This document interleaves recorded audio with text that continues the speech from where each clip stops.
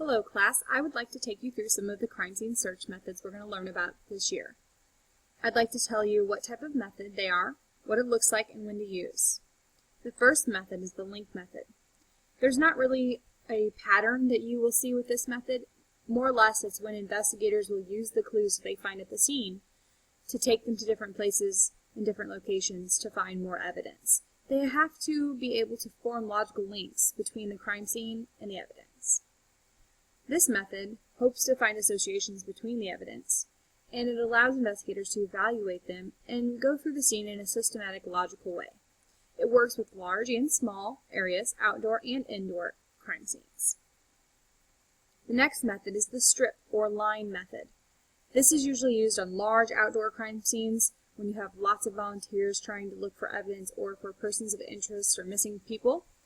These members of the search team arrange themselves at regular intervals, usually at arm's length apart, and then they all walk straight along a specific line, like in strips.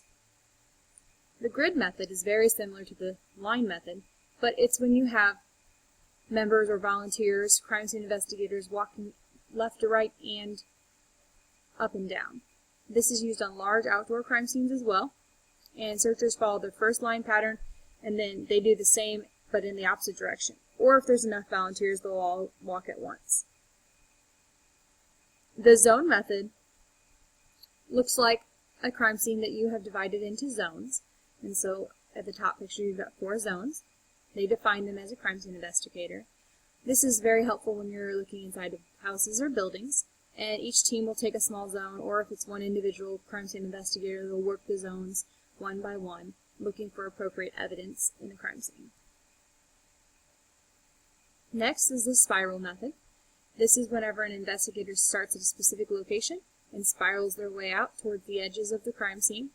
This is best used whenever you don't really have a physical barrier, such as a open wander, etc., or like not in a room but in an open area. You usually begin at that central point, usually where a body would be found, or an arson, where the fire would be started, and you spiral. It doesn't really matter if you spiral inside or out. Either way would work.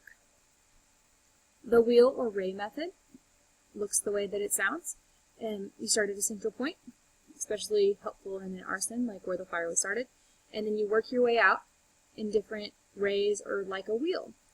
Unlike the spiral, you start over from the beginning each time you work your way out.